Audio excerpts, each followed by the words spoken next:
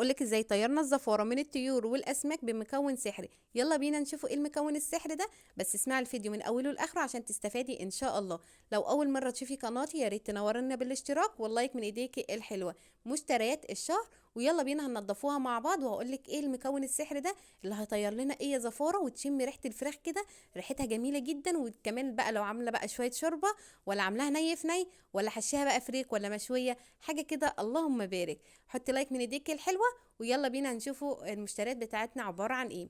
عبارة عن 5 كيلو من السمك التونة. طبعا السمك التونة ده جميل جدا جدا وصحي، وكمان يعني حلو قوي للمخ الاطفال. بيبقى فيه كده كمية غذاء كده حلوة قوي.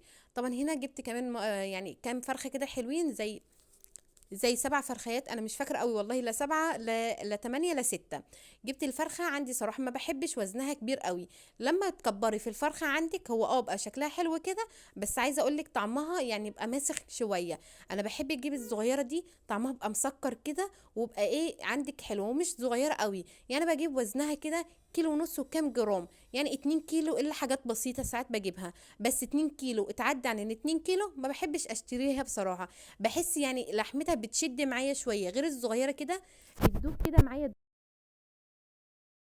غسلتها كويس جدا. عندي غسلتها بايه؟ غسلتها الاول بميه، وفي نفس الحوض انا غاسله طبعا الحوض كويس جدا. طبعا انا هنا بقى بصور عند حماتي بصراحه عشان ما فيش وقت خالص اللي انا اروح اصور بقى في الشقه وارجع تاني والكلام ده كله، بتعب جدا والله. هنا طبعا عندي كيلو كده من لحمه الراس. طبعا هنا لحمه الراس دي بصراحه مش هعملها كلها، يعني يا دوبك انا وزوجي بس، واولادي ساعات مش بياكلوا بجيب لهم لحمه حمراء. طبعا هنا الكيلو لحمه الراس ده او كيلو ونص قسمته على كيستين بصراحه، او كيسه. بس انا صراحه في الاخر عملتها على كيستين. عندي برضو هنا الفرخه، كل فرخه هحطها في كيسه. وعندي هنا السمك برضو هعمله على زي 4 اكياس بصراحه، عشان دول يعني ما شاء الله كميه حلوه. الفراخ عندي غسلتها كويس جدا، وشلت بقى الريش بتاع اللي هو الزياده ده من المكنه. ورحت حطيت لها معلقه كده من الدقيق، وهي في نفس الحوض كده رحت دعكيها كويس جدا. ورحت ايه شطفتها من الميه كويس جدا. الدقيق يا جماعه بيطير ايه زفاره. هنا حطيت زي حبه ملح كده، زي 3 معالق كده من الملح حلوين. هحط عندي زي 5 ليمونات واعصرهم كويس جدا، وارمي القشر بتاعها في نفس كده. طبعا هنا الليمون بيطير الزفاره، بس المكون السحري بتاعنا اللي هيطير الزفاره بتاعتك خالص خالص اللي هي ايه؟ طماطمايه. والله يا بنات انا جربتها، بتخلي عندك الفراخ في حته تانية. طماطمايه بس او طماطميتين كده، وتنقيها يعني يبقى فيها ميه شويه، ما تنقيهاش ناشفه. وتروحي فاتحاها كده في النص، وتروحي ايه عصراها كده زي ما بتعصري الليمون بالظبط، وحطها بقشرها بكله. وادعكي بقى الفراخ بتاعتك الجميله البيضه الحلوه دي، وادعكي بقى كويس جدا. طبعا بقى احنا خلاص داخلين على شهر رمضان، كل سنه وانتم طيبين.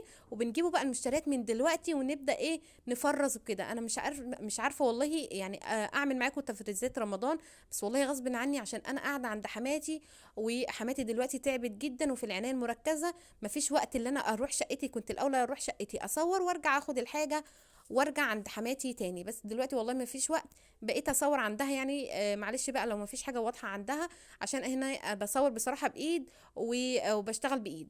طبعا هنا أنا سبتها بقى منقوعه في المحلول اللي احنا عملناه، بس اوعي تحطي خل. صراحه انا ما حبيتش احط خل في الوصفه دي خالص. هنا بقى السمك عندي ما نضفتوش، هقول لك ليه انا ما نضفتوش. عشان السمك التونه لو نضفته وحطيته في الفريزر هيبقى بصراحه يعني هيبقى لونه مغمق معايا، انا مش عايزه اوصل للمعلومه دي. هنا غسلته كويس جدا من التلج وعشان اعرف بس اكيسه.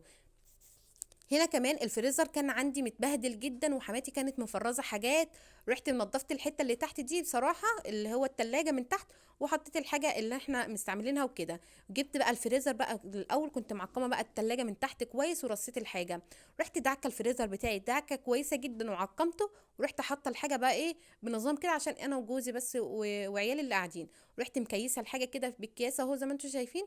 وهبدا ايه احطها عندي في الفريزر واطلع على قد كده. ولما اجي اطلع الحاجه هتبقى معايا نظيفه، يا دوبك اشطف بقى شطفه كويسه واروح ايه احط اعمل بقى منها شوربه، اعمل ني في ني، اعملها صواني، اعملها مشويه، اعملها بفريك. يعني الفراخ الوزن ده بتنفع في كل حاجه. بس